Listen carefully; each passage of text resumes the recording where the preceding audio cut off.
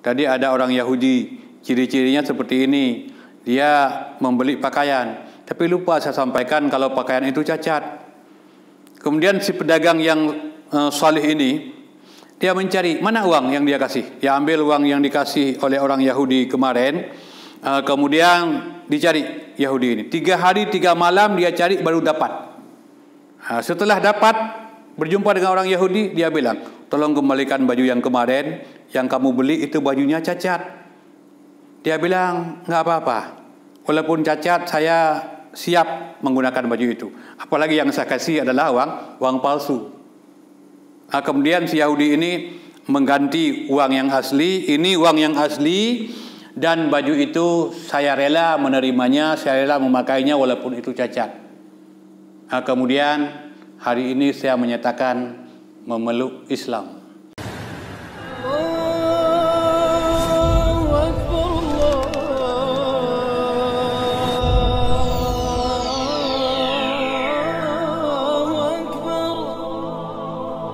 Assalamualaikum warahmatullahi wabarakatuh. Alhamdulillah, wassalatu wassalamu ala rasulillah, la nabiyya ba'dah. Di dalam Islam, kita disuruh untuk mencari makan dengan cara yang baik, dengan cara yang halal, sesuai dengan syariat yang telah disyariatkan. Makanya di dalam Al-Quranul Karim Allah berfirman, wala ta'kulu amwalakum bainakum bil batil, dan janganlah kamu makan harta di antara sesama kamu dengan cara yang batil, dengan cara melakukan penipuan, dengan cara melakukan penganiayaan terhadap orang lain, dengan cara menyiksa orang lain, termasuk kita menyuruh orang lain bekerja kemudian kita tunda-tunda untuk membayar upah. Menunda-nunda saja tidak dibolehkan, apalagi kadang-kadang kita suruh orang lain bekerja kita tidak bayar upah sama sekali. Itu sangat dilarang dalam Islam. Kemudian yang ingin saya sampaikan dalam pertemuan kita hari ini adalah bagaimana hukumnya dalam Islam menyembunyikan aib barang. Ada barang yang mau dijual, ada cacatnya. Kemudian cacatnya kita sembunyikan dengan segala macam cara supaya kita bisa menjual dengan harga yang layak. Bagaimana dalam pandangan Islam? Suatu ketika Rasulullah SAW masuk ke dalam sebuah toko yang di situ ada dijual gandum. Karung gandum dibuka, dilipat. Kemudian Rasulullah melihat ada gundukan di dalam karung. Lalu Rasulullah memasukkan tangan. Pada saat Rasulullah memasukkan tangannya ke dalam karung gandum, ke dalam gandum itu, Rasulullah merasakan ada sesuatu yang berbeda. Jadi ada basahnya. Kemudian Rasulullah memanggil penjual. Ini kenapa seperti ini? Kenapa ada gundukan dan di bawahnya basah?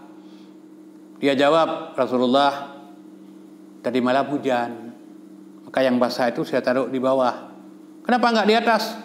Kalau di atas ketahuan sama orang. Maka Rasulullah bersabda, man ghasya falaysa minna. Barang siapa yang menipu, itu bukan umatku. Berhati-hatilah, terutama pada pedagang yang kami hormati kan. Di mana saja Anda berada, yang bisa menyaksikan apa yang saya sampaikan ini, berhati-hatilah dengan unsur penipuan. Jangan kadang-kadang nanti ada barang yang sudah terlanjur beli, mungkin ada cacat barang atau ada kekurangannya atau ada sebab-sebab lain, kemudian kita melakukan penipuan terhadap konsumen. Ini akibatnya sangat fatal. Rasulullah mengatakan itu bukan umatku kalau orang yang berperilaku yang seperti itu. Jadi kalau kita lihat sekarang ini, tidak sedikit pada pedagang yang tidak mampu berlaku jujur dalam berdagang. Misalnya jual beli mobil bekas, itu odonya, kilometernya diputar kembali ke belakang, kemudian catnya dipoles, kemudian diberikan kesaksian ini orisinil. Ya kadang-kadang konsumennya tidak begitu paham tentang bagaimana layaknya sebuah kendaraan bekas untuk dibeli atau untuk dimiliki, sehingga orang tertipu. Demikian juga kadang-kadang ada orang menjual beras, mencampur antara beras bagus dengan beras catu yang telah dipoles dengan harga yang tetap sama dengan beras biasa, dengan beras normal. Ini tidak dibenarkan di dalam Islam melakukan yang seperti itu.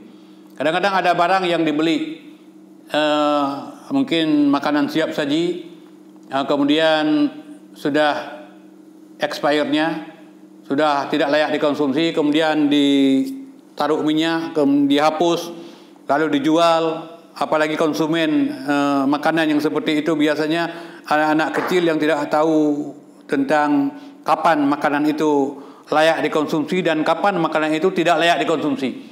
Jadi pekerjaan yang sangat dilarang dalam agama. Demikian juga pada penjual elektronik yang kadang-kadang pada saat sebuah benda itu rusak lalu diperbaiki, dan orang yang memperbaiki memahami betul bahwa hasil perbaikan itu hanya bisa bertahan 1 bulan. Jadi bagusnya kamu jual aja, dijual dengan alasan ini bagus dan sebagainya, 1 bulan dipakai rusak. Jadi berhati-hatilah, jangan melakukan penipuan, karena melakukan penipuan itu sangat besar dosanya di sisi Allah Subhanahu wa taala.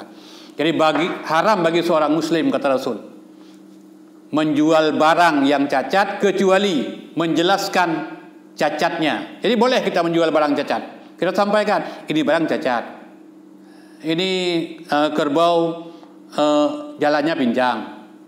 Ini kerbau mungkin di telapak kakinya ada lubang. Disampaikan kepada pembeli supaya kita ini jangan serta-merta melakukan yang demikian, sehingga Rasulullah mengatakan kita tidak termasuk dalam golongannya. Ya, kita lihat sebuah kisah menarik. Suatu ketika ada seorang pedagang yang salih, pedagang yang jujur. Dia menjual pakaian. Dia bilang sama karyawannya, setiap ada pembeli kamu sampaikan bagaimana kualitas barang. Kalau bagus ya kamu bilang bagus, yang nomor 1 bilang nomor 1, yang nomor 2 bilang nomor 2, yang cacat dibilang cacat. Jadi pada saat dia tidak di toko, masuklah seorang Yahudi. Dia minta pakaian, dia tunjuk warna dia suka, kemudian dibungkus, lalu dia kasih uang.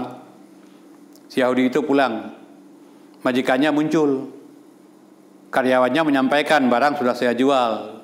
Tadi ada orang Yahudi, ciri-cirinya seperti ini, dia membeli pakaian, tapi lupa saya sampaikan kalau pakaian itu cacat.